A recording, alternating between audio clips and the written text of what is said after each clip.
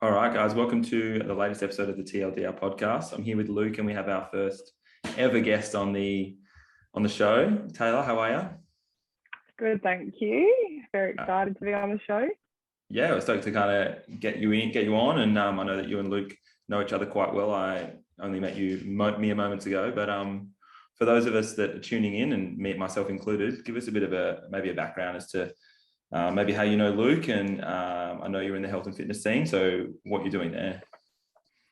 My name's Tayla and I'm 24 and I'm a personal trainer. I actually know Luke because he was my teacher at the Australian Institute of Fitness, and I graduated 3 years ago, I believe. Is that right, Luke? I would say I actually have no recollection. My timeline of like students coming and leaving is like so blurred. I'm sorry. Yeah, probably 3-ish, I would say. Yeah, sure. I reckon it was 3 years. Yeah. Give or take 3 years. So I was actually studying teaching before that, and I just completed my third year, and I was sort of like finding myself in a bit of a rut, and the gym was sort of like helping me through that. I've always had a passion for health and fitness. But yeah, I sort of was like wanting to maybe change careers, not 100% sure. So I deferred for 6 months, and I did my Cert 3 and 4 in fitness at the Australian Institute of Fitness, where Luke taught me. And I did it full time. So it took me about 4 months, I believe. And then, sort of just got straight into it. I got a job at F45. Yeah. So jumped into the group fitness scene pretty much straight away. And yeah, I really, really enjoyed it. And it was sort of like very hands-on. Like I didn't feel like I learned a lot in a short amount of space, but I also felt like I had so much growing to do. So it was a really good space to grow in to begin with. And then it sort of just unfolded from there. I stayed in the group fitness scene for a while. And then after about 18 months, I sort of delved off into my own thing and started doing part-time one-on-one. So that was sort of where I thought that that's the direction that I wanted to go in. I loved the community base of group fitness, but I also loved that personal like development on one-on-one, and it was sort of you that was getting them through the goals. Yeah. So that was sort of took my interest, and then I did that part-time, and then I got a manager role at a gym, and that sort of took all my time up. So then I sort of took a break from one-on-one, and then now I'm sort of back in that one-on-one scene now, and also doing my Instagram and marketing and working with brands and things like that, which is also a huge interest of mine. Yeah, sick. What a journey. That's wild. Yeah. From being a teacher to now marketing and branding and all that sort of stuff. Like that's a pretty big 3-year pivot. Yeah. I actually didn't realize that we had the same kind of start into fitness. I didn't realize that you had the teaching beginning. Yeah, I had the same thing where I was, 2 or 3 years in and then fell out of it for whatever reason. Well, actually the reason was to come and teach at the Institute of Fitness. That was like my dream job. And then they offered me that job. So I just like left uni to do it. I didn't realize that we had the same kind of start. That's pretty interesting actually. I remember you telling me that and I was like, oh, wow.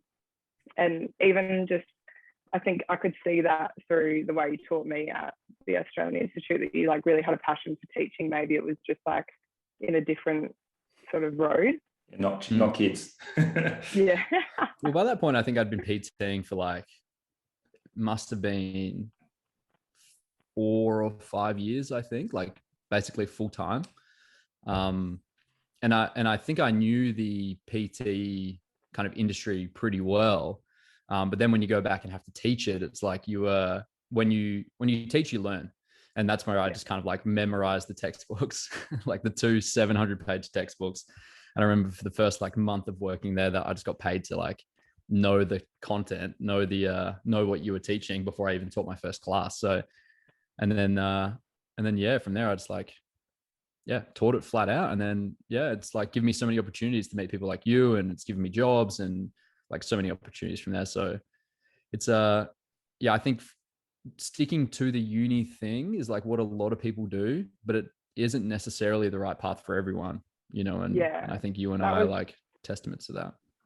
Yeah, that was definitely, I think I probably stayed in it a little longer than I would have liked, just based on the fact that like my mum and dad had, because I'm from the country, my mum and dad had put a lot of money, invested a lot of money into me to go over, like come over to Adelaide and study. So I sort of had this, I sort of had this, well, they obviously would support me no matter what, but I felt like I had this obligation to complete my uni degree. And then, yeah, got to my third year and I was feeling like I was really struggling. And yeah, the gym was obviously really helping me through that time. It's funny how like those, like, because I was the same, I actually didn't do teaching. I did dabble in teaching later on, but you start in a degree or you feel like you've got to make all these like life-changing decisions when you're like 18 to 20. You're like, yeah, well, this is going to set me up. I'm going to be a teacher forever and blah, blah, blah. And like the more, mate, definitely like that was like the case with the older generation. But I think in mine, and I feel like I may be just a step above your generation, I don't know. But the next generation, especially, it's like, cool, I'm going to try this for 5-7 years. If I love it, great. I might do it another couple, but then I'm going to see what's next. Yeah. It's a really important marker. I think everyone hits that part in their as they develop through their 20s of just like, oh shit, like I didn't actually need to, put all my eggs in one basket, and I didn't have to pick those subjects in year 9 so that in year 11 I did this, so that I'd go to school and do this in uni, and you just like fucking make it up anyway once you get out. And like, I didn't do my certs, but I started my fitness degree or undergrad degree, whatever it's called, when I was 22. So I was 4 or 5 years out of high school, found out I really liked it. And then I actually went the other way, like about 2 years or a year and a half after completing that degree, I was like, oh, maybe I'll just get my like diploma of education just in case for later down the track. And I think I enrolled, was there for the year. It was going to be a busy year, but like I sat in that orientation and I remember sitting in a lecture theatre with some people that I knew just randomly. They were in the room and they were just getting hyped. They were like, this is going to be the best. I can't wait. And I'm sitting there going, this sounds like fucking death. Like, I do not want to do this.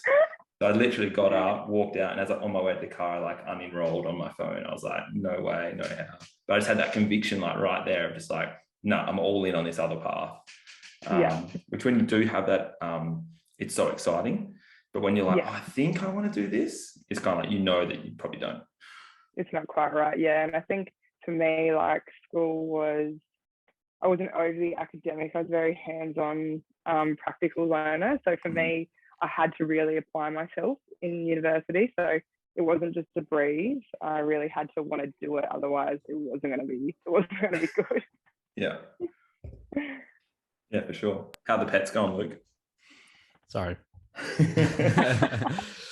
This later time slot so normally we would do this in the morning. But now it's like basically school pickup times, and I live right next to a primary school basically. So there's like cars parking and people walking and stuff. So yeah, the king himself reckons he can yell at the passerbys. Sorry about that. Like father, like son, hey? Yeah, that's right. I usually sit at the front of my sun chair, just like hurling abuse stuff at the kids as they walk past. Yeah, I think I was just listening nicely in between barks then. But I think the whole like going head first into something thing is kind of like where I want to take this conversation, and what you think, Tay, 2022 and onwards, like the next 3 to 5 years, what are you gonna go head first into? Like, what are you achieving in the next little while? So I've been like, I'm still trying to figure it out myself. I feel like 2021, I did a lot of personal growth. So not necessarily figuring out what I wanted to do, but like who I want to be, and just like my morals and what I think are important. And just like, I think you do a lot in your 20s of that personal growth, and knowing what your limitations are and things like that. And I think that in 2021, I found out that like I was very much a people pleaser. So I struggled to say no to things. And I don't know whether that was like a matter of wanting people to be pleased with me, or just like not wanting to be in uncomfortable situations. Like I hate confrontation, I hate uncomfortable conversation. So I think for me, like learning about that and learning how to stand up for myself in a respectful way, obviously, but just knowing that uncomfortable situations are going to happen and uncomfortable conversations are going to happen to grow. And yeah, that was something that I sort of have been developing through a lot of is my personal growth rather than, obviously I've got heaps of goals, but that was sort of my main focus was on 2021, because obviously with all the ups and downs with COVID, like business was like sort of all over the place. So that like, yeah, was sort of wanting to get myself and my direction in line with my goals before sort of like, yeah, delving into them. So what would be your, that's like in terms of values, what would be, sorry, Tom, to interrupt then. You're good. What would be your like main things that you like, non-negotiables, like things that you'll never sway on, never wane on? I think just being like open and honest is really important. I think like just self-respect and self-worth. That was something that you would know a little bit about that I struggled with, because I was struggled with like body dysmorphia and things like that when sort of speaking to Tom, when just before I started my fitness journey. And that was sort of something that like just learning about that internal dialogue where it's not so negative. So that's a huge thing for me, is just like positive, like surrounding myself with positivity, talking to myself internally positive, all of those things, and looking at things, like stepping out of situations and looking at them as a whole, and what the positive could be out of that potential negative. I'm a very driven person. I think sometimes I can get caught up in just being so focused on like what's going wrong and why is this happening, and just sort of stepping back and looking at big pictures. And I think as I grow up, I'm learning, because I am a very stubborn person too, that sometimes that can be a negative. So I just need to like remove myself from the situation and weigh up some things. Yeah, find the balance for sure. Can we? Yeah. Do you mind like exploring that fitness journey that you've had, like you say? So I had issues with like eating and just like punishing myself for eating so-called unhealthy food or over a certain amount of calories. I was severely underweight. And yeah, it was just like a really negative time. I was always like constantly consumed by food and looking at it in such a negative way. And I didn't want to drink because, and like I was young at the time. So obviously that is a time where like you want to be drinking and having fun with your friends and things like that. I didn't want to go out. I didn't want to eat out. And yeah, it was just constantly consuming me. And yeah, there was times where I'd make myself sick because I would overeat, which wasn't technically overeating, but that was it was a real hard time. And I think, I just look at myself in the mirror and like looking at the photos of what I looked like now, like I'm about 10, 12 kilos heavier than what I was. And I thought I was severely overweight then, like looking at myself in the mirror. It's so crazy, like body dysmorphia is definitely a thing. And I think that's also been a driver for me and what my message is to like young girls, because I've been in that space and it's a terrible space to be in, and you're constantly watching social media and just sort of looking at these perfect lives and these perfect bodies, and we're our own harshest critics. So we can be really harsh on ourselves. Would you say there was a really like definitive point where you made the decision to be like, no, I'm going to snap out of this? Or was it kind of like a slow burn towards this like positive? Yeah, there was. I lost my period for 8 months and I went to a gynecologist, and she pretty much said that if I didn't eat more and stop exercise, because at the time I was training twice a day and I was eating like nowhere near enough. And she pretty much said if I keep continuing what I was doing that I wouldn't be able to have babies. So that was sort of a moment for me that I was just like, well, if I keep going down this track, because my body wasn't functioning as a woman anymore. It was sort of just like shutting down. I was getting my period, like all the cycle just was all messed up. So that was kind of when, and like my mum was in the room at the time, so she was obviously like, and she didn't really know what was going on because I was living away from home and things like that. So yeah, that was the turning point. Yeah, that'd be a pretty massive thing to hear, no doubt. How old were you, do you think, when that was all going on? I was 20, yeah. Right, really recent. Yeah. Still just 4 years ago. Yeah. Pretty intense, the impact, like you say, social media, like previously magazines. I don't know if people still buy them, but like that whole, not necessarily photoshopping, like that would be part of it, but just this aspiration, this internal drive that a lot of people have, to kind of like our self-worth, it all comes back to, which is one of the words I think you use, or the phrase you use, to really identify like, now, like, you know, I am enough, or you know, food is amazing, like eat as much as you want, and that sort of stuff. But you get ingrained, like from such a young age, like you say, like that would have been ingrained in you through your teenage years, wouldn't have just been that last 6 months or whatever. 100%, yeah. So what do you think was the definitely. contributing factor to that? Was it social media, or was it? I honestly couldn't 100% identify that, because I had a really good like childhood. I was very blessed, and I never had, I wouldn't say, because a lot of girls, it stems from very young and they had issues during high school and things like that. But no, I never had any issues in high school. And I didn't really, I would have been a healthy weight then. And I was really into my sport, and I ate really well. And my parents were very driven on eating healthy foods and a lot of healthy foods.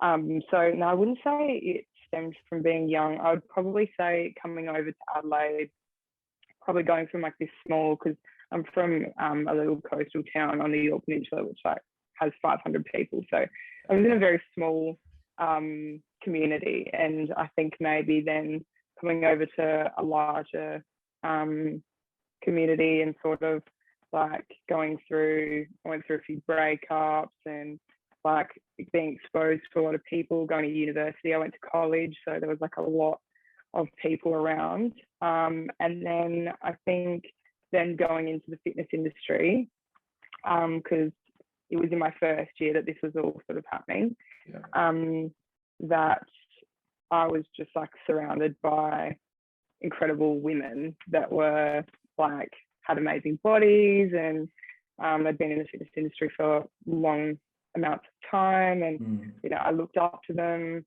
and yeah, I was starting to follow a lot of people on Instagram in that space. And I think that was probably just constantly comparing yourself to others, especially in the field that you're wanting to delve into, and feeling like they look better than you, so they're going to do better than you. And I think that was sort of my mentality then. So in terms of like who you were, like you said before, you were looking up to these people on social media and you're following people and blah, blah, blah. How do you've come out the other side now? Do you still follow those people, but you have a different mentality, or have you gone, that actually is unhealthy and I'm now, you know, learning from these other women? Or yeah, I actually did a whole detox of like women I thought weren't realistic, or because like I've always been all about balance. I've always loved having balance in my life in all aspects. You know, training, food, just like even work life balance, those kind of things. So I think following people that resonate with what I resonate with, and sit like morally the same as me was like a huge change for me. And just not following people that were promoting unrealistic lifestyles or unrealistic food expectations and things like that.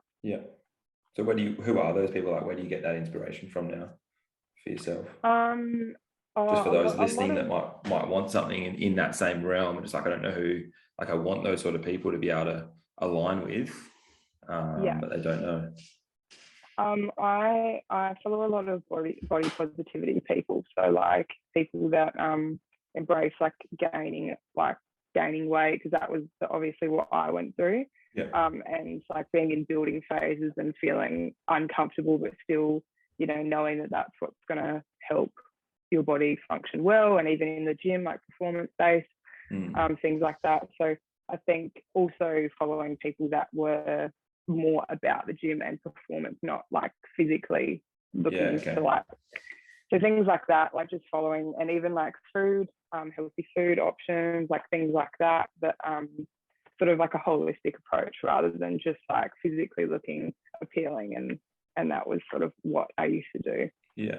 So how has your like beliefs shifted when it comes, because like from that coaching aspect, which, you know, it's one thing to be able to do it yourself and hold yourself accountable, but trying to educate and help other people and women, especially, as you said, like how do you, what are the principles that you've aligned yourself with when it comes to nutrition and training? Obviously, like you say, balance, but is there an overarching method that you use or refer to?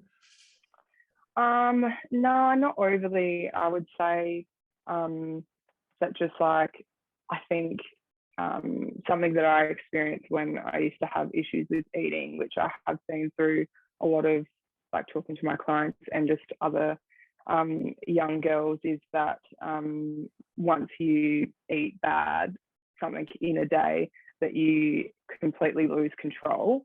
And then that's when binges might start negative, like, and it just kind of is a flow-on effect where then you might rule out the next couple days of binge eating, and then you just sort of like, just from eating something like a cookie or something so minuscule, that just like that was a trigger for me. If I had something little that was bad, I would then just like lose control.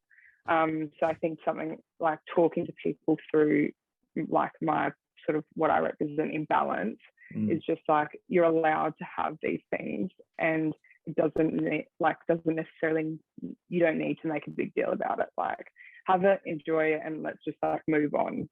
And just like focusing not so much on those things, and allowing yourself to enjoy life. But also when it comes down to, because I obviously need a lot of discipline and things like that. You can't have all just like do whatever you want. For sure. But yeah, there's a time and a place, and having discipline in the right places is sort of like how I sort of guide them. Would you say that generally social media is moving away from that kind of negativity? It almost seems like people are just calling it out sooner now and just not like putting up with the bullshit for so long. Like, it seems like, you know, around that time when you were really struggling with this stuff 4 or 5 years ago, it really seemed like there was so much of that. Like, people were pushing all these terrible products and stuff that's not holistic and beneficial for you, really. Like, they're beneficial for how you look, but that's not what all of health and fitness is, obviously. Like, I feel like there's a bit of a mix of who you surround yourself with, but also the general trend is kind of moving away from that kind of toxicity, and people are just like opening their eyes to what it really is about. And like, you know, you're only 20, you're only in your 20s for 10 years. And it's like, you know, that it slowly like kind of slips away. Like, why not enjoy it now? Like, why would you, you know, and it's easy said than done, obviously, but why would you have those negative feelings around like eating, you know, so-called bad stuff, or like going out and drinking or doing whatever? Like, obviously it's easier said than done, but do you feel like there is a trend away from that stuff now? I definitely do. Yeah, definitely. And like the whole body positivity, that stuff has really like come so far, which is such an incredible thing to see. I think also like women getting in the gym and lifting weights has been such a shift over the last like 4 or 5 years. It was something that was always kind of like frowned upon, or you want to get big, or like all those misconceptions around it. So that's awesome to see the change in, and like women wanting to be strong and like be in amongst like the men too. Like, it's not you know, women and men are very separate. It's like something that we're like coming together, and we want to be as strong and functional and fit and healthy and all those things. Like that holistic approach, whilst also enjoying food and things like that. So yeah, that's really awesome to see that shift. So when you were going to school, you went to a co-ed school? Or was it girls only? Yeah. Yeah, Cool. yeah, it was a So you've co-op. kind of been surrounded by men, I guess, throughout like your entire life, like living in a small country town and then going to co-ed college and going to uni. Obviously, there's like probably more women than men teaching, I'll say, but you've kind of always been around men, I guess. Like, do you feel that men and women bring the best out of each other, like in competition or like in academics, or do you feel like there's like a weird discrepancy? I probably do agree with that. I think that one thing that is hard with women is they can get quite competitive over one another. I think like we're starting to try and shift that, but there is like a lot of jealousy, and it's sad to see that. I think I've found even in like working that I sometimes like work better with men because there's not that competitive nature there, or I hate to say it, but the bitchiness. Like there is sometimes I have struggled with that. And I think even in the space of like social media, that can be sort of identified through there with like women trying to like tear each other down and things like that. It is definitely shifting, but it is that has, I feel like all my life I've had it there, which is like such a shame because it should be like women uplifting each other, which that is definitely coming through, but there is obviously still going to be that underlying every now and then going to have that conflict. But yeah, I think with men I've found, and that's something that I sort of I guess like I like about men, that everything's very upfront. If they have conflict, it's spoken about straight away, and it's dealt with, and there's not hard feelings there. I think with women sometimes they are a little bit different in that respect. Like there can be like going behind each other's back and things like that, which can not always end up the best way. Why do you think that is? I don't know. I think men and women are wired very differently. Yeah, definitely. So I think that has a lot to do with it. I do think there is a shift with it, but I don't know. I think I will never fully understand why that is. I wish I could, but unfortunately, I just think it's like the way society is sometimes. And just to hope that like being that I can sort of pass on my own energy and hopefully not have that in my life. But I think you're always going to come across those kind of people, female or male, in your life that aren't always wanting the best for you. Yeah, I was about to say, I think what would be ideal is people uplifting people. I think you'll just like see people tearing each other down regardless of gender or whatever. It's just for whatever reason, like hyper competitiveness or whatever. But and you and I have talked about this a lot, Taylor, and you and I, Tom, is surrounding yourself with 5 really influential in the positive way people. I think that's massive, and that's kind of what we want to do with having guests on as well, is like basically create like a little circle of people, a big circle hopefully, of people where we can just like talk about stuff that we've been through and talk about our goals and what we want to achieve in the next 12 and 36 months and 5 years and so on. Like, I think that's really important. And that if someone is really struggling with the mental health side of things, I think that is your environment big time. I think that if you're surrounding yourself with people that have those same negative feelings, I mean, ideally you bring each other up out of that, but often you're maybe just like confirming it to each other. I think that that's how you should feel. And it just like turns into this negative spiral potentially. At least that was my experience. I think one quote I'm going to butcher it. One thing I've heard is like, you never hear from people that are doing better than you in that regard. So like all the bitchiness and all the negatives and the put downs come from either people on your level or below, if you're going to put a hierarchy to it. So it's just like, when you think about it like that, it's like, oh, they're just trying to bring me down to their level because I'm seen to be doing something or whatever it is. And I think I've always like referred back to that. I'd like to think that I don't have too many put downs around me. Like I've been through it for sure. But if you just like maybe black it out of some white noise, you're definitely going to experience it again. But that's definitely resonated with me since I've heard that. Yeah, take it as a compliment. Yeah, exactly. Yeah, it has to be. Yeah, it has to be. Exactly right. And kind of coming back to what you were saying before, Tay, like seeing the silver lining in all situations. And that's like a silver lining out of that. Like, instead of being like taking that dagger out of your back and saying, well, fuck you can kind of think of it as something like that. Or maybe understand that their perception of you might be skewed for whatever reason. Like, they might have only ever seen you when you've just finished the gym and you're exhausted and you just can't be bothered having a conversation with them, or like, whatever. Like their perception of you could be really different and than what you're trying to put out there. And I'm like obsessed with that in terms of like my like social presence, I guess, not on social media, but in like the gym environment around people, or, friends of friends. I'm trying to be really like the best version of myself possible, because I know that people's perceptions of you could be really skewed. And I've had that before. And it's not a nice feeling to have someone think something that isn't right about you, I think. I think that's like also because that comes back to where I started talking about how I was a bit of a people pleaser, and that's what I've learned this year. I think that you're never going to be like, it's out of your control sometimes what people think of you, and it's also says more about them than it does you.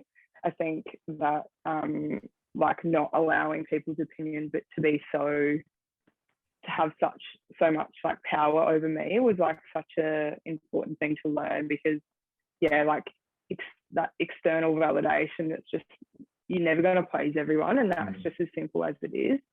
And like the moment that you move on from that, like it's just wasted time.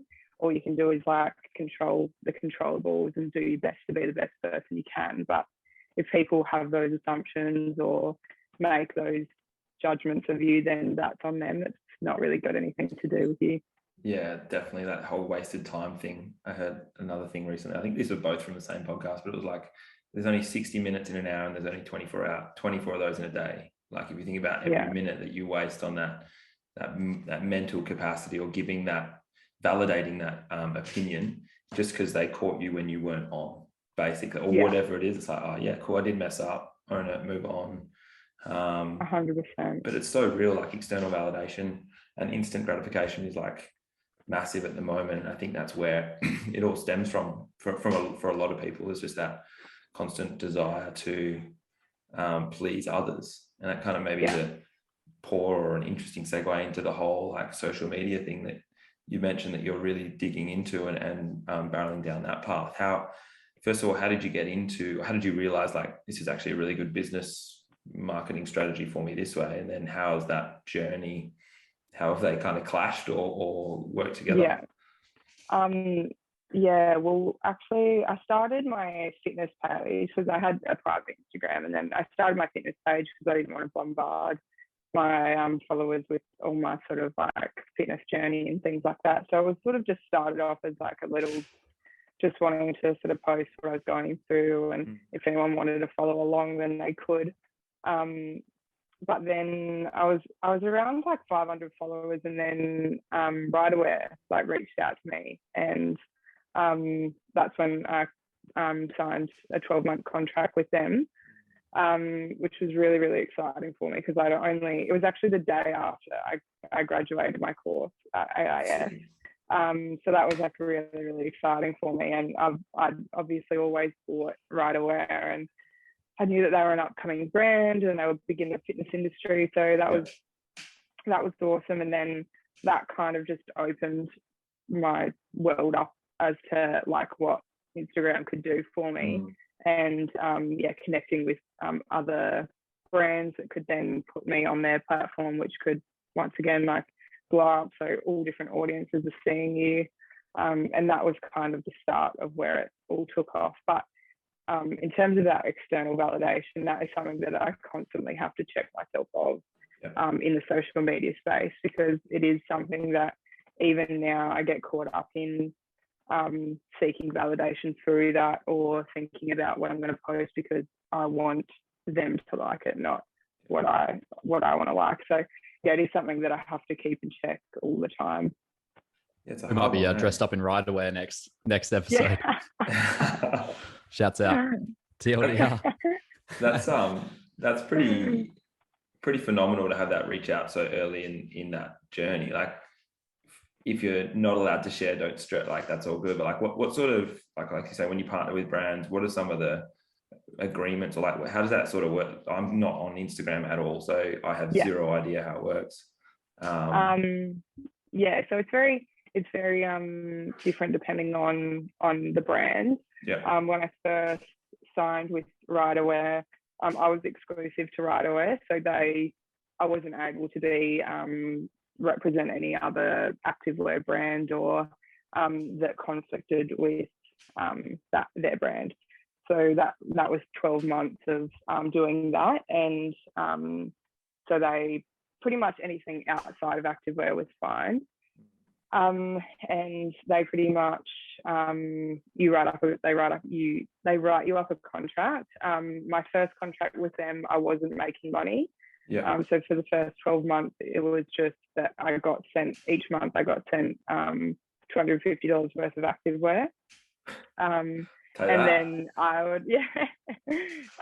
would pretty much just post in it, work out in it, and just tag them. And I had a discount code, so they were tracking my reach through that. Yep. After 12 months, they pretty much reassessed how much money I was making them, and then they did offer me a paid contract. So that was really exciting for me, and I've been with them for another couple of years now. So that's awesome. And then it sort of depends on the brand. I've had different like once-off contracts, or I work with Fitness Warehouse. I'm not sure if you know them. Yep. But we have a paid contract, and they send me out gym gear too. Yeah. So I'll do at home, because I have an at-home sort of gym, and just like posting. And once again, they have a discount code, so they track through that. But it's usually you have a discount code and they track your what you sort of bring their brand through that. Yeah, cool. Very cool. Luke, we'll be like I said, Riderwear all dripped up. When are you getting some Riderwear? Yeah, for sure. What's the code? What do we need to plug in? Tayla 10. Tayla 10, done. And Tayla 10. While we're on it, shout out your socials for the plethora of people we got tuning in to give you a follow. Oh, my Instagram is Tayla Goody Fitness. Perfect. Very good. Yeah. So in terms of the social media, I really want to go down that route more, because I've got so many questions. I'm so naive when it comes to that stuff. Firstly, I want to talk about like schedules or posting routines or habits. And you touched on then that you're trying to post stuff that you would like to see, or at least what you like, and not so much what would get likes or clicks or views or whatever. Like, what would be the balance? Would you say it's like 90% what you would like and 10% what you want the audience to see, or what do you think? I think it's sort of, because obviously when you have a business account on Instagram, you can track your insights. So you can see saves, likes, interactions, all that sort of stuff. And obviously as a business, it is important to look at what people are enjoying most in your content. So there is like going to be a percentage that you have to play to what they're enjoying or what you're getting the most insight on, because that is how you grow and that's how you build. Because obviously that's why they're following you, because they want to see more of that content. But I think being open and like asking your followers a lot of questions, so like things like polls or questionnaires or things about what content they enjoy is also really important, because people love that. People love to feel like they're kind of in your life, or they have like an influence on what you might post, or like bring that personable interaction over social media, because it is such a cyber world. It's important to try and bring sort of connections through that, so they feel like they're involved, and that's why people keep following you. Like I've had people follow me since I first made my fitness page, so they know everything that I've gone through. And I think that's why it's important to, like, if people reach out to you, like responding to their messages and giving them feedback or tips or whatever free kind of information, so they feel that, you know, you actually care about them also, which I do care about my followers, because they support me and they've helped me build my brand and my business. So, and that's obviously my livelihood. So it's really important to me that I involve them in the development of my social media. What's the end goal? I've got a few end goals in mind. I haven't really openly shared them, just because I sort of am like working out, structuring what exactly I want to do. So until I sort of like exactly know, I probably won't share them. Boo. Spill the beans. No, you don't have to. I'm only joking. Maybe when I've got it all sorted out, I'll have to pop back on the show. Yeah, for sure. What's in terms of like your content, and like you say, it is an investment in your followers, your reach, these brands that you're now representing and stuff like that. How much sort of time and energy do you put into not just content creation, but also like you say, you've got to assess the analytics and that sort of stuff. So how much time of your week roughly would you spend on that sort of stuff? Oh, a lot of time. That's one thing that is like with social media. I think a lot of people, and I've had people say this to me, which is like it kind of like at first I'm like a little bit hurt that people say like I live the dream and I just go out for coffee and post photos and things like that, which like I put a lot of time into building like the brand that I have, and to be able to work with these big brands, like it's not like I'm just stumbling through it. Like there is structure to it, and it is a job.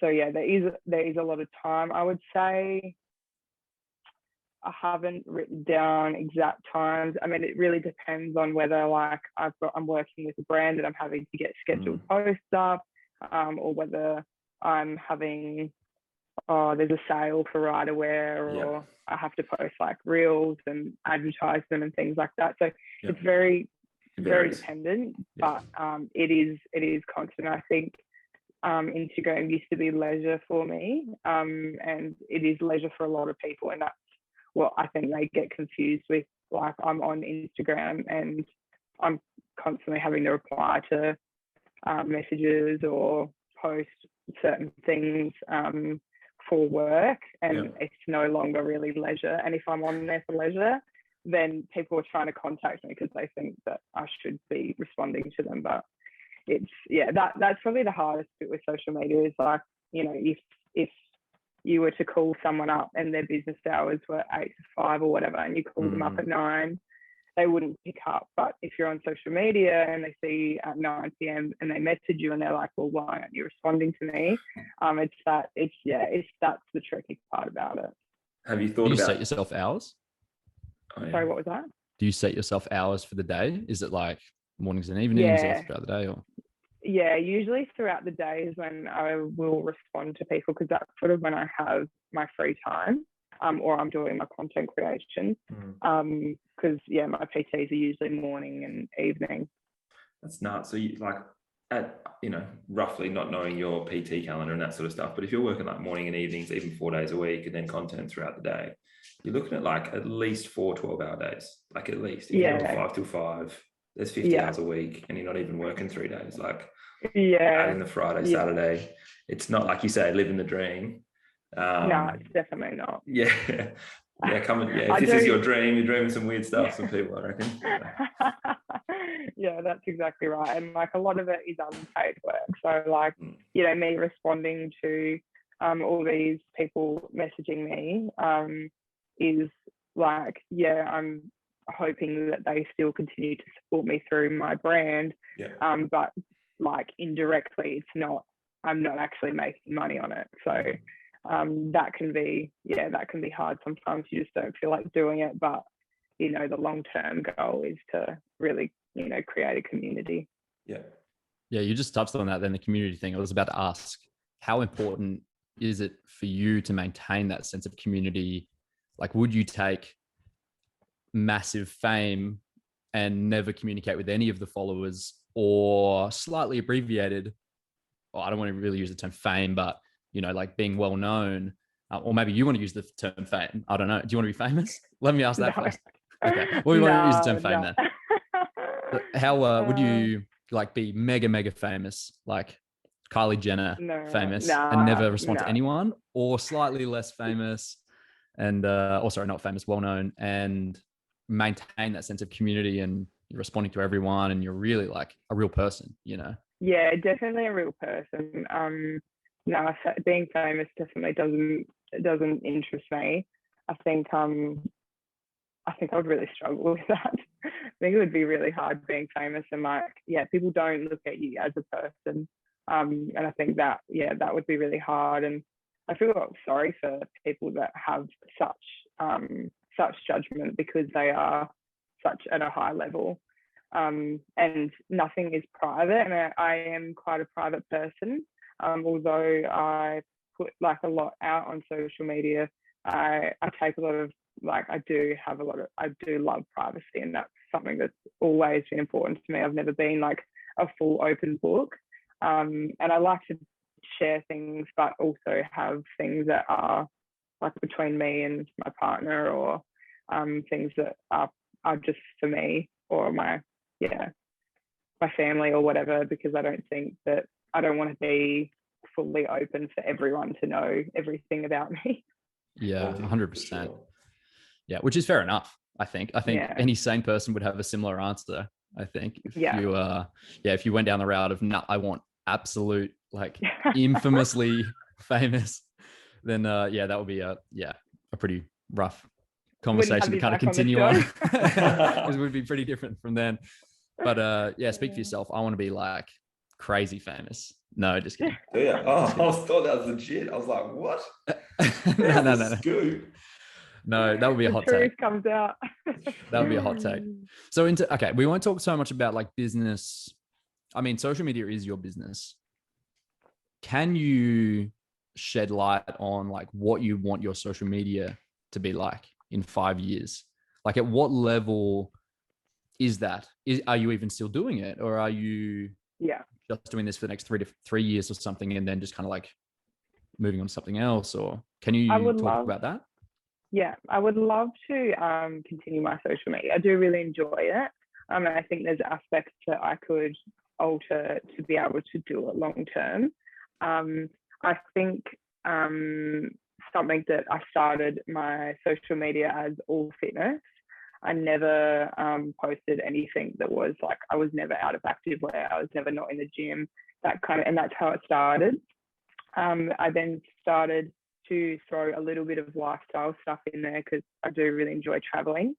And that started to like really take, and that's when I started to quite like grow quickly. So that's when that was once again looking at my insights and knowing what people wanted to see and things like that. That's when I realized that lifestyle and balance, like, they loved the gym stuff, but they also wanted to see other interests of mine, because I had people say to me, like, I thought you just like were in the gym 24/7, which is definitely not what I'm doing. I do really enjoy working out, and I love health and fitness space and being in the gym and all those things, but I'm also very into traveling and relaxing and just like enjoying life.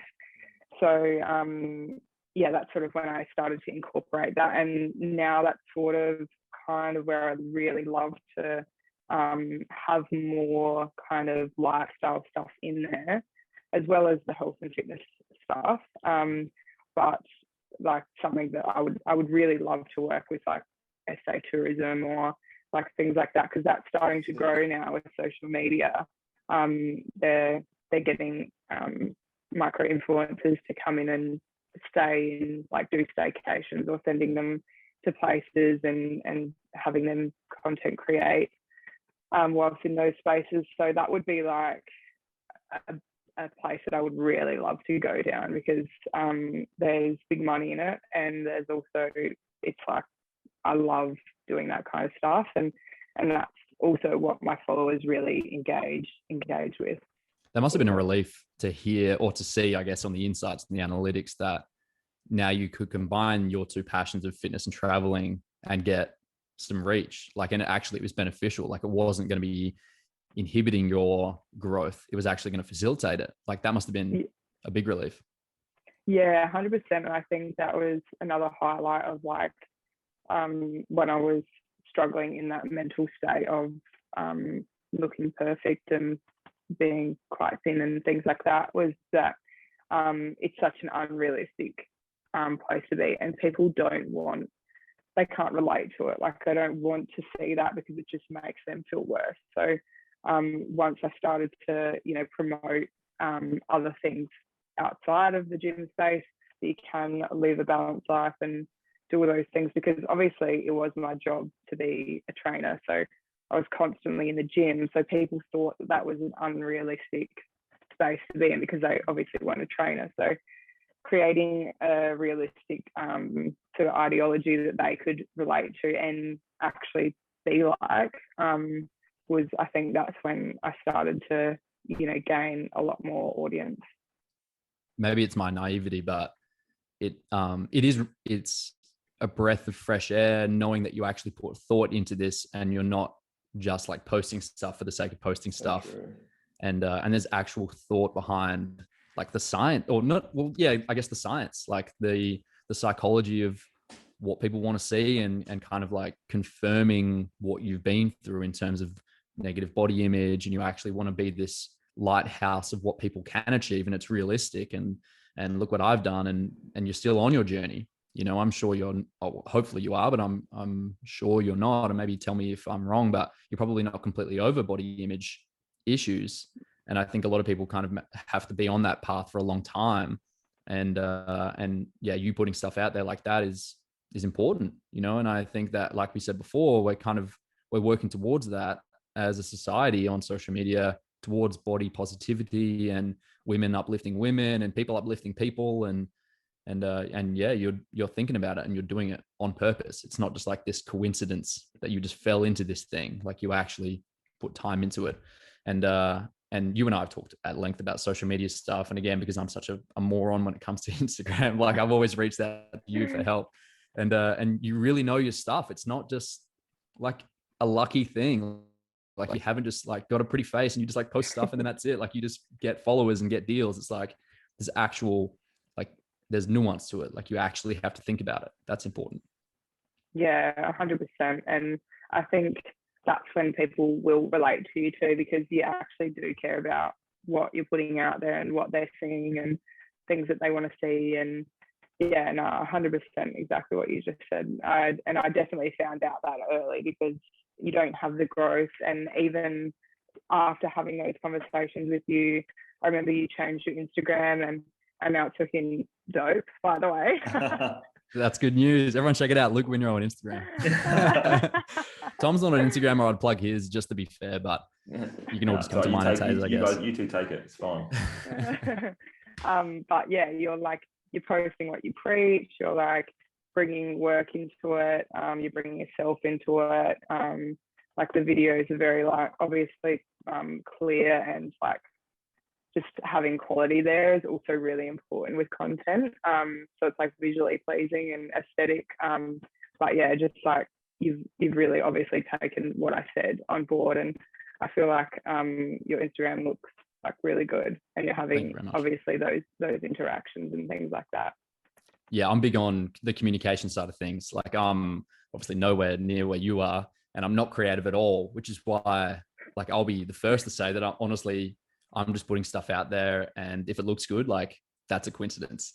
Like, I definitely don't mean to do that, because well, obviously, like, I know what I would like to see, and being in a gym that looks so good makes it helpful, and with really nice lighting and all that stuff. And but yeah, that's a pure coincidence. Like, that's just like the camera work.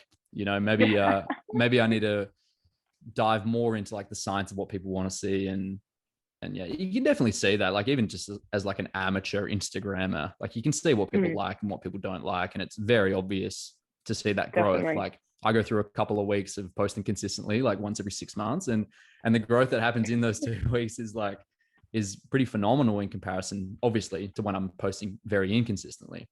Yeah. Would you say, in terms of like prioritizing growth on social media, how high is consistency on that list?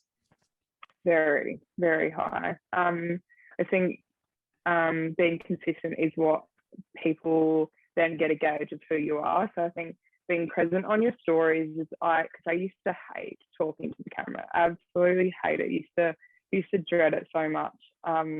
But then after doing research and listening to a lot of podcasts and things like that, hearing people's voice and is so different to like reading a post, and sort of being able to relate to someone and seeing how authentic they are comes across a lot quicker through speaking and being not so scripted. I think anyone can sit down and write something and take hours to do it or whatever, but to be able to talk to a camera and make mistakes and sort of just be yourself, that's when people engage with you and feel like they know you. And that's what's important, because that's when they will support you and stay in your community, because they feel a sense of you and they like who you are as a person. So definitely stories are very, very important, and it's something that you can be posting every day. So like they know what you're getting up to, they know what you're doing. So they start to kind of, I don't know, feel a sense of like who you are and what you get up to, and they feel like they're coming along the ride with you. So stories are a lot more important than what I used to think they were, if not more important than what the posts are. And because it's sort of unedited, it's like the raw kind of capturing you and what you're doing. And then the post consistency is very important there too, just because you want to keep people engaged with your content. And also like the algorithms are constantly changing. So it's like I told you this last time I caught up with you, but it's like Instagram will show your post to about 2% of your followers, and based on like how many people of that 2% engage with that post will depend on whether they show it to another lot of your followers. So if it's low engagement, like not many people are interacting with it, they won't put it as a priority. Whereas if it gains a lot of traction, then they're going to be like, okay, well, people are obviously liking this, we want to show more of the followers. And that's how you get on the explore page and things like that, because Instagram is obviously a business itself, and they want to show quality content to the users because they want as many users as they can have on the app. So it's sort of like, if your content is good content, they're going to show, the algorithm is going to show your followers, and if not, more people on the explore page. Yeah, layers on layers, eh? Oh yeah, man, it goes there's deep. so much to it. Yeah, and I've always said that about you, that, and when I'm talking to you and when I'm talking to others about you, that your main selling point is like really who you are, and because we're mates, and I mean this in like the nicest way possible, because you and I are mates and I've known you for years. The person that you put out versus the person that you are seem pretty different, I think. Like having a long form conversation with you like this is pretty different to the Tay that you see on Instagram. And maybe it's just because it's like really intimidating because all the photos are really nice and there's like a lot of people engaging with it and all that stuff. And really, like right now there's just 3 of us, and I know both of you pretty well. Like it's not an intimidating situation, so we can kind of talk in long form. Do you feel like you, being like a country girl, like you've got that kind of behind you and you're not just like this? Yeah, definitely. I've had a lot of people actually say that to me, where they meeting me and talking to me is like, they can tell I'm from the country. People from the country are very different. They're a different breed. True.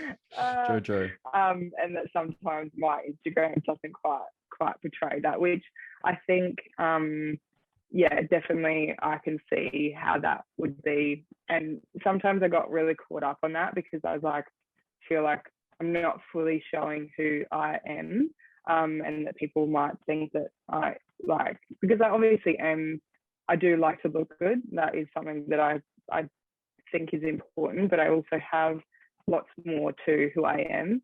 And I hope that somehow I can kind of, and that's why I was really looking forward to this conversation, because sometimes I struggle to fully like show that in a sense, because it's hard to kind of, because of my content creation is like, I want it to be quality, I want it to be good, really like very structured, all that kind of stuff, that my authenticity and that organicness doesn't really shine through, which can be kind of hard. And I do think that sometimes that might affect like reaching a whole nother audience.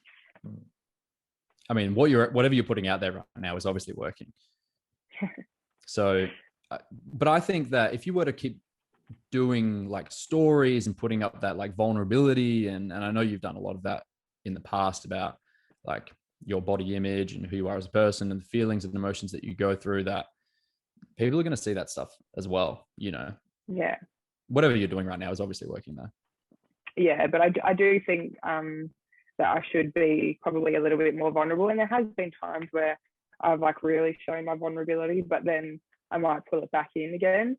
So I think probably being, and that's that kind of private side of me a little bit that I don't fully want to be uncomfortable. And that's like, once again, when I first started talking to you guys about like being uncomfortable and being like, knowing that sometimes like being uncomfortable is what's going to grow, and like being in an uncomfortable place could also touch someone else and like help them open up. So that could be something that I need to work on a little bit more.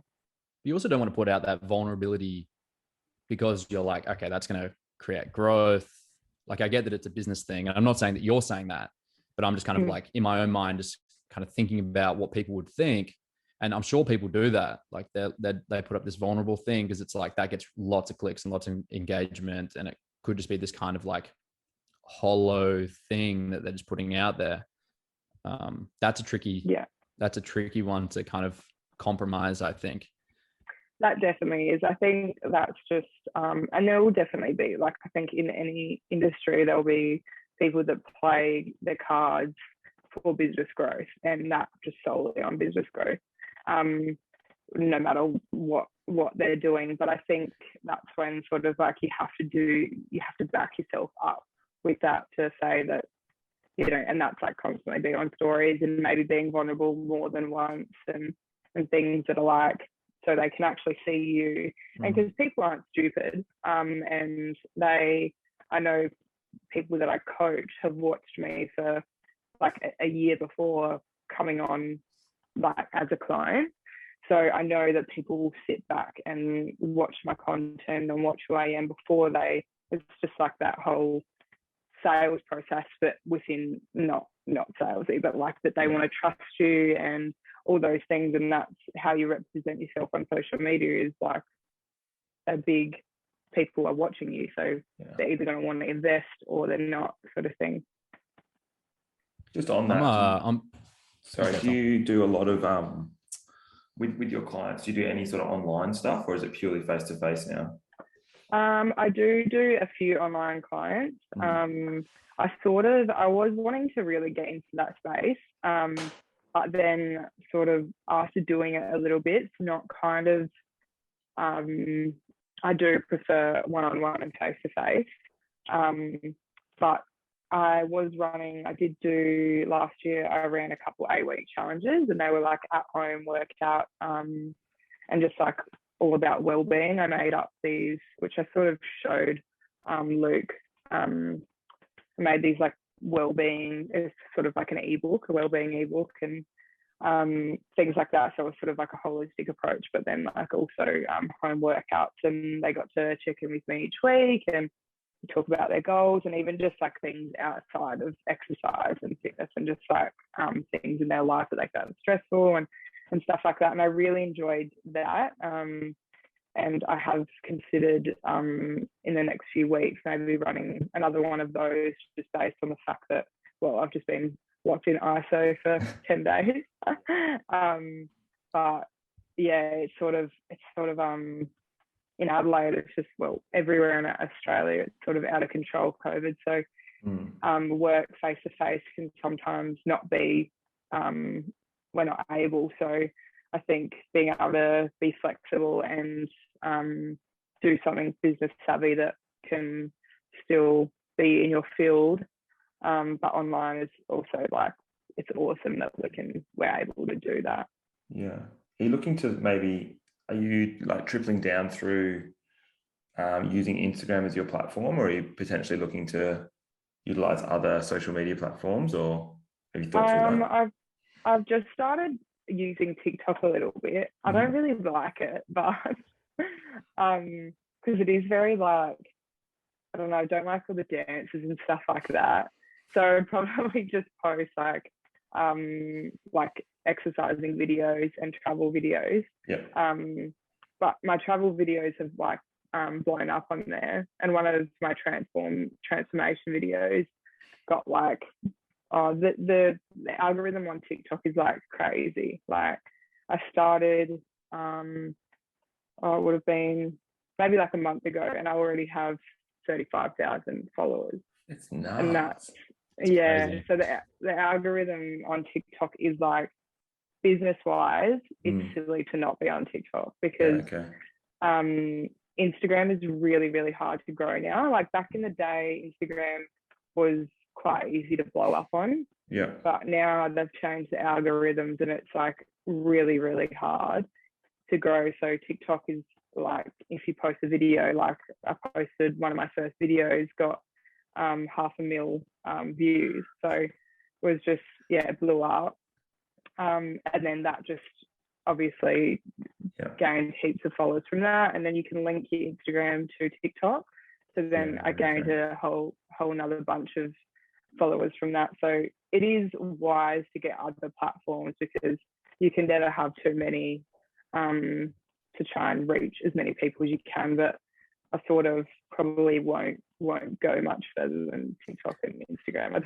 Have you thought through, and this is something that I have recently, probably in the last year, been made aware of, maybe a little bit longer, but the idea that anyone that's on those platforms are actually the platform's consumer. So as an example, like say Instagram shuts down for a day, and all your eggs are in that basket sort of thing. It's like, how do you reach those people? Have you thought through that? I haven't actually. That's something that I haven't. I mean, when I've thought about how Instagram algorithms work, I have thought about the fact that they prioritize what they want, because they want growth for their app.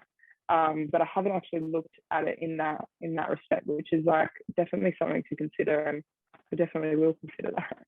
Yeah, no, I just know like through work we do a lot of marketing through social media, and then obviously with that, like there's a lot of stuff that changed on the back end towards like mid to late last year with the marketing platforms. And I know that, Instagram goes down for a day and the whole world just explodes because we can't function without it and that sort of stuff. And I'm always just curious, like any platform, like YouTubers, even like Spotify or whatever, like it's actually the platform. So YouTube or Instagram or Spotify's user, and it's just whoever's delivering that is just utilizing their platform and that reach, as opposed to them being a direct follower of that person.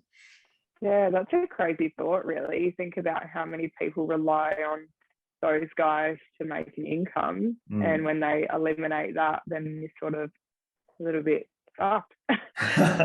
Or even just put parameters on it, like if they were to, like I know for a fact, like Twitter just puts they shadow ban people and all that sort of stuff because you're using their platform. And it's a case of, not that I'm going down, hopefully never being shadow banned. I don't really know what that all means, but like, if I wanted to reach people, like at the moment, we kind of need someone that tunes into a podcast platform, or if you have YouTube, you need YouTube. Like, how do you then reach that? So it's something that's come into my brain only very recently. And I thought, I was curious to hear. Yeah. And ways, have you thought about ways to do that? I think like this sounds very old school, but the only thought process that came into my brain is like have some sort of mailing list or contact list via cell numbers. What are they called? Mobile phones, phone numbers. It's called a bloody cell in America.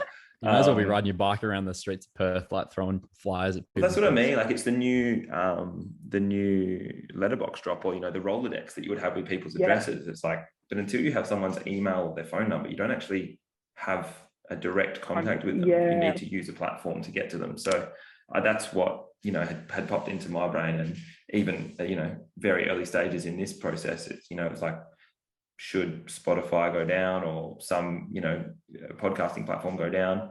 How do we reach those people, or for whatever it is, that have grown accustomed to hearing our voices on the weekly? So yeah, that they were my immediates. It's like, emails don't go down. Mobile numbers have a way better open rate than an emailing list. So how do you reach someone that way? Which is why we all get marketing emails, or Ozpost sends that your delivery is whatever, because it's the easiest way to get to email ever. The best message ever. It's like due for delivery. You get that a lot, Tay. Especially in ISO for 10 days. But so that was when my brain sort of went on it. It's like the easiest way to get in touch with someone is obviously a text or a phone call these days. Yeah, that's a really interesting thought, actually. You should start your own. Start your own social media platform. I was listening to. I got plenty of time for that. Yeah. You do now, 10 days. Speaking of fast success, the guy that started Instagram, I can't remember his name now, Justin, I think. Not saying that he did it overnight, but he started Instagram and 18 months later sold for $500 million. How crazy is that? Of course, you would know that fact. Yeah. No, I was listening to his podcast recently. Lex Friedman and Justin, I can't remember his last name, but crazy. Wow. Like, that's so motivating for me, that someone, you can just like do something like that came out of his brain, mostly, or at least part of it did. And he was working with a team of people, and he sold it for $500 million when there was only like 10 people working there. Yeah, like, I think that was something. Company. Yeah, that's something that I definitely, with how I said personal growth in 2021, was like, I think since I was young, I was always very self-conscious if I was like in a space where I didn't feel like knowledgeable or educated in. And that was something that, I always felt insecure about. If I was the least knowledgeable person in the room, I would feel insecure. And that's something that now I want to change my perspective on, that like, if I have the most to learn in that space. And that's like I should really be looking at it differently, and I should be putting myself in that uncomfortable position, because like knowledge is obviously power, and I feel like I have so much to learn. I just want to keep learning. So you've got to put yourself in those positions. Yeah, I totally agree. Yeah, what are some of those areas that you're looking to learn and grow in the next sort of 6 to 12 months?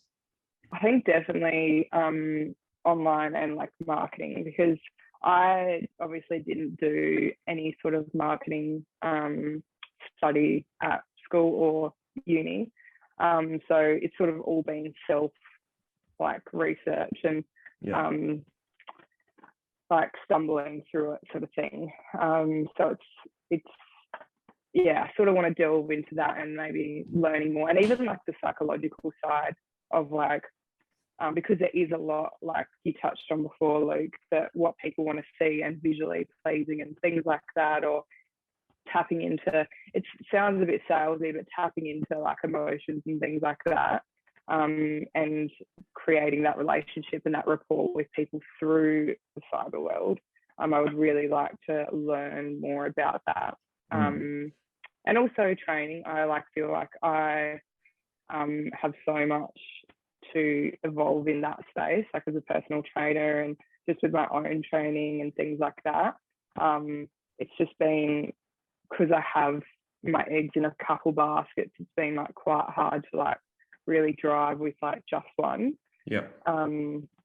And the social media marketing side's probably taken more of my attention the last couple of years. But that is definitely something coming into the new year that I really want to delve into too. And that's why I love being around Luke, because I obviously have information to give him and he has information to give me, and we're in like sort of different scopes, but we can both really benefit from each other's knowledge. Yeah, for sure. Network is everything. Absolutely. Yeah. Yeah, 100%. Yeah. So let's put some actual like pen to paper. What are you going to do in the next 6 to 12 months? Exactly. So you're going to go into a course, or are you going to what? I don't think I'll go into a course. Well, I might look into marketing courses, but I haven't heard great things about it. So I might have to do some research into like people and what like doing a course with someone based on that, because there is a lot of social media courses like that people are bringing out, or big influencers are bringing out. I also sort of want to look at, I was even going to chat to you about it, maybe like writing up a structured program and following a structured program, because I feel like last year I had a few hiccups with my knee, but I was sort of like dancing in, dabbling in like all different sorts of training, and there wasn't like heaps of structure to my training, which sometimes like I don't mind not having so much structure, because I do enjoy like training what I feel like I really want to work on at the time. But I would also really like to concentrate on my upper body, because I feel like I neglect it all the time. Yeah. It's tough. It probably doesn't look as good to train on Instagram. I mean, not to like demonize training body parts or whatever, that would be stupid. But yeah, I think for me, learning stuff is like almost like number one priority, I think. And like you say, you don't want to be the smartest person in the room, is what I'm trying to say. But that means you're just changing your environment, not stunting how much you should go and learn. Like there's the world's knowledge on the internet available for free. I think the whole benefit of doing a course is that they've just like packaged it nicely, and like it's in a compounding way. Like you learn this before this, and then you learn that, because number 3, it comes after number 2, and they just like package it well. I think that's the only benefit really to going. Well, obviously there's some benefits, but it's one of the main benefits of going and doing a course. I think you could really like lay out, what do I actually need to learn in order to, if you want to use the term influence, what do I actually need to learn if I want to influence more people? Well, I need to tell a story and have a journey and have like well curated images and videos and be consistent, and just like list these things out. And this is just kind of me like talking off the top of my head. Obviously I know nothing about like that really, like in terms of social media, but that's what I do. And that's what I've done for this strength and conditioning program that I'm running, just starting next week, is I'm looking at amateur athletes. What do they struggle with? What do they generally do well? Generally, they're pretty motivated. Generally, what do they lack? They lack structure, and they lack prehab stuff, and they lack, scheduling in their week, and they lack energy system training, and they lack all these things. And then you prioritize them. You can literally just like number them 1 through 11 or however many you've got. Okay, this is priority number 1. That means I should put the most time into it and really develop a good system and processes around that. And then comes number 2, and then number 3, and then you just work your way down the list, and then suddenly you've learned all this stuff. It might not have been in like the most structured, maybe like fine-tuned way or like most efficient way, but at least you got to the end point and you did it off your own back, and you didn't just like have to pay. Like I did a marketing course, believe it or not. It cost me like however much, $1,500 or something, and I didn't finish it. Well, I got the whole way through, and then I didn't do the exam for whatever reason. I can't actually remember now. This is like years ago. But I learned all the information and I felt good about it. But I'm like, well, I probably could have just done that off my own back anyway. Like there's this plethora of information out there. Yeah, I think that's another thing, is like, I really enjoy talking to people. I have like, and like even some of my clients are just like some of my biggest inspirations, because I am very, very money driven, and like some of them are very well off, and they've done really well for themselves. I think I love talking to people, because I feel like someone always has something to offer, because I've obviously lived a life before talking to you. I've got many years experience in maybe not the field that you're in, but in something that they can offer you. So I think conversation is probably like one of my favorite things, is just like having conversations with people. And I think that's why I really enjoy talking to you, Luke, because I always go away and it's like a trigger to think about different things. And I feel inspired to delve into other areas or strengthen other areas that I'm not so, I might not be capable in at the time, and things like that. So like people that inspire you, or to like look at other areas of your life that you might not be as strong in, because I feel like conversation is like one of the biggest things. And like Tom said, like networking, it's all about who you know, rather than what you know. 100%. Yeah. Are you collating these things that these people are saying? Like, what is there a common thread? What are they saying? Tell me everything. Keys to life. Yeah. I'm not going to be able to get this like dangerously famous by just like talking to Tom every Monday. No, just kidding. Oh, not necessarily. I think just like all like little things about different areas of my life. And I think just like talking to people that are successful, there might not be even something that they like have that can help me, but just listening to someone talk that has had the success that I desire to have, gives me like hope and like determination and desire and all those things. So it kind of makes me tick, and that's just something personally. I don't know whether that happens with other people, but I don't know, conversation it gets me excited. Like I feel excited about things, and then I want to go home and I want to do research, and like it's just sort of a trigger for me. And I like being surrounded by successful people because it makes me want to be like have that on someone else, sort of thing. Sure. Yeah, Tom and I talked really early in one of our very first episodes about really exactly that. Like what is the trigger that lights the fire under you, but then also what is the thing that puts the fire out, and identifying those things for me. And that's still a process, because I can just like quickly go off the rails and just like fall out of this like momentum. It's getting back into that momentum. That's the most important thing, and doing that as quickly as possible, because you can really like lose a lot of valuable time if you just spend time off the rails, just kind of like sitting back and not doing anything. And honestly, for me, like COVID was actually a very big trigger for me to do stuff and to accelerate my career in a different sense. And I'm sure that you'll have the same thing, like with this 10 days that you've got to just hang out and do a marketing thing and like prioritize what you have to learn and do all that. Yeah, definitely. It's a very strange world we live in the last couple of years, but it definitely has opened my eyes for how much you can, or how much social media can actually, what you can do on that platform. And it is just going to become a way of life now. I think that's really fast forwarded, that social media, kicking people actually making an income off of social media. Do you have any tips for... Go.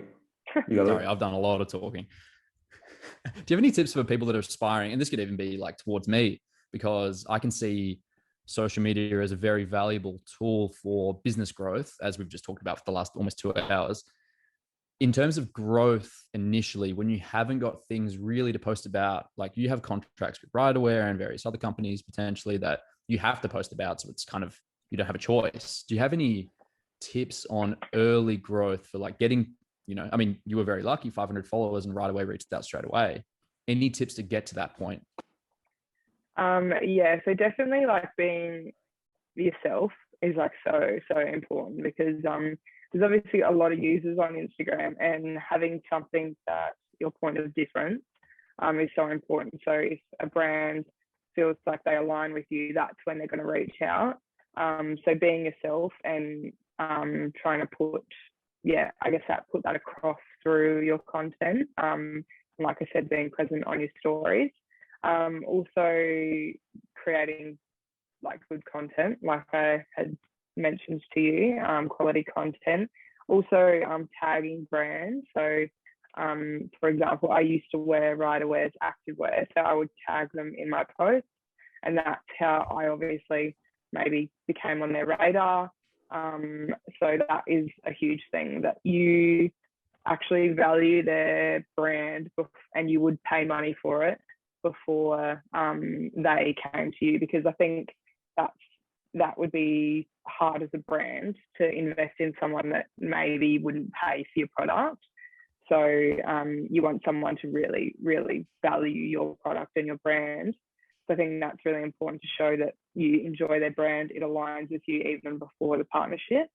I think hashtagging is also really good. So that's anything that around like the 10 hashtags that's like common to your content. So health, fitness, workout, whatever.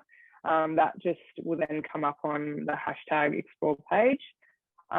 Things like engaging with other people that might align with your you morally, and sort of just interacting with them and engaging on their content, because they're going to then want to support you, and that sort of then helps your growth as you're helping them grow. That's really important, is like creating, because you'll have like I have kind of a community where we're always engaging with each other and things like that, so we're all supporting each other. That can really help. I think, just being consistent too is really important, because a brand doesn't want to work with someone that isn't got a consistent engagement with their following, because otherwise there's no point in you promoting their products if people aren't engaging with you.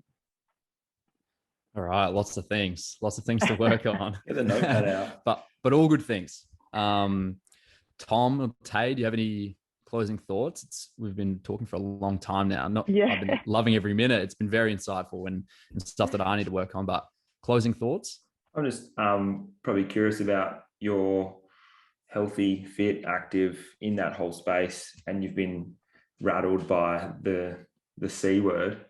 I'm curious to see, I know a few people that have had it and they all get affected differently. How has that affected you, maybe mentally, and especially being someone that needs to be in front of people for a lot of their income and that sort of stuff? Like, how have you gone with that? How much longer do you have? Maybe give us a bit of insight into that before we wrap. Well, actually,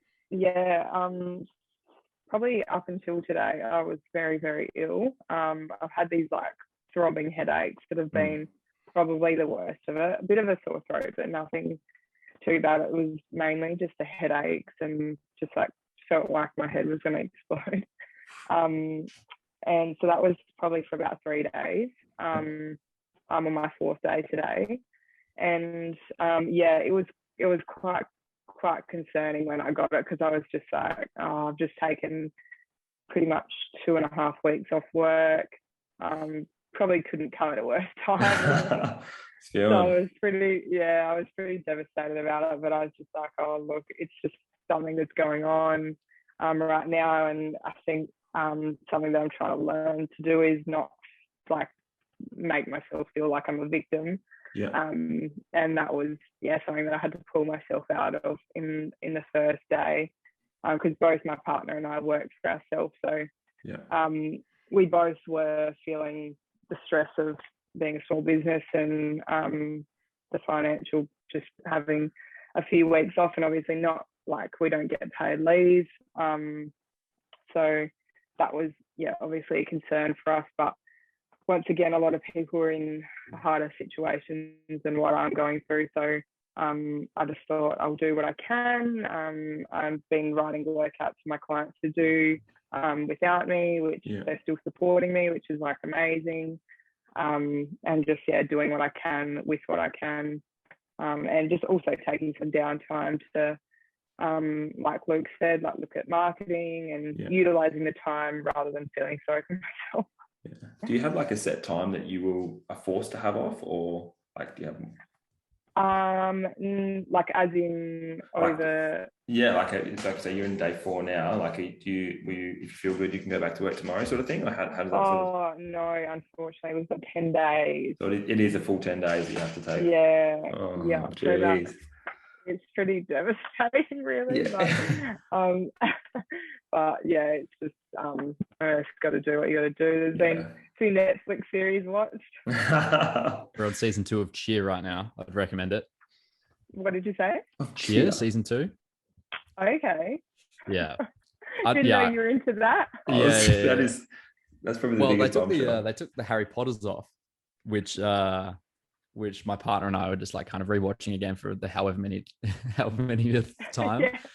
And we watched season 1 of Cheer, and it was pretty good. It's kind of like Last Chance U, but for cheerleading. Tom was learning a lot about me in this podcast. I'm picking. Dude, I don't know what it is. You'll Tom's like, man, I'm not sure about this. We watched like time we did. We watched the first hour of this Korean like dating show, and just like sat through it. I don't know for some reason. Is that If You Are I the think it One? was just because it was just like hyper curated. I don't know exactly what it was called. Okay. I didn't invest that much into it. I just kind of watched it for an hour, but yeah, I don't know. There's some Decent shit amount out of there, time and that's into a like show, man. that's what scares me about TikTok is that I'm just like a hyper consumer, and I just Yeah. can't like put this thing down. Like the worst thing for me is Instagram Shorts or whatever they're called. No, or is it YouTube or whatever? Yeah, no, Yeah. YouTube Shorts, where it's just Okay, like yeah. basically TikTok but for YouTube. Everyone's trying to compete on the same level. Like that's what that Justin guy, the Instagram CEO founder, Yeah. talks about. Is like that's what they do. It's like some company puts something out there and then they all just like jump it and try and make their own version of it, and so it's like damage control. Like they're just trying to stop the Yeah. bleed, and every company does the same thing. So Yeah, it's I can't remember what this Korean dating thing is, but I can't say I would recommend either. But she is pretty good. I can't say I'd recommend it, but you should watch it. Essentially a recommendation. But if you've got 10 days, you may as well watch it. Yeah. Any other recommendations? Actually, let's go. What do you reckon? Any other? Harry Potter's off now. Otherwise, I would have said Harry Potter. There's a one called Safe that was pretty good. What else? I'm really into like the sort of murder ones that like leave you on edge. Yeah. Right. Movie or really like a series? Series. Yeah. Do you listen to any kind of like crime podcast? Like every no, other but yeah, but people have been telling me that they're really good. But don't get into it. Yeah, I think. Yeah. It's such a trap, isn't it? Yeah, it's a rabbit hole. Tom, we series? love consumption. The Ashes. I'm a sports nut. I literally just watch cricket all day, every day. The NBA. That's literally it. I don't know. Dude, football's like 6 weeks away. Or AFL. See, I don't get into AFL till like June, July. Like I'm a Till grand final day. Yeah, literally. Yeah, and if my team's doing well, then I'm like, yeah, sure, I'm all about it. But like even the NBA, I was catching up with mates yesterday, and we normally all follow it, and we're just like, everyone been watching this? It's like not really at all. And the finals will come up like May. I'm like, yeah, we're all about it. So I'm a sucker for peak level competition. I don't want to start, sort through the early season shit. So no, give me the Ashes. I'm the same. Yeah. No, right, anyway. Nice. Well, thank you very much, Taylor. It's been a great conversation. This is our longest one yet, I believe. Helping us navigate the minefield of social media and growth and body image and like a plethora of things and your favorite Netflix series and all that stuff. So thanks very much. We'll have to get you back on at some point because I'm interested to hear how you go over the next 6 or 7 days and your lockdown. And I think our biggest thing, just to kind of, what's the opposite of preface, to summarize, I guess, like what our goal is for the podcast is to have people come on, but then almost like an accountability thing is to get them back on and actually touch base again, because it's not just like a once off thing. We actually want to like have these kinds of connections with people and talk about what they're going to do over the next 12 months and then actually see if they've hold a knife to their neck and say, have you achieved it? Exactly. Oh, have you seen the brief? You've read the brief. Yeah. Why they didn't do it. Yeah. Yeah. No, it'd be good. To get you back on. No, that's epic. That sounds really good. Thank you so much for having me on. I've enjoyed it. Thanks, mate. Appreciate it a lot.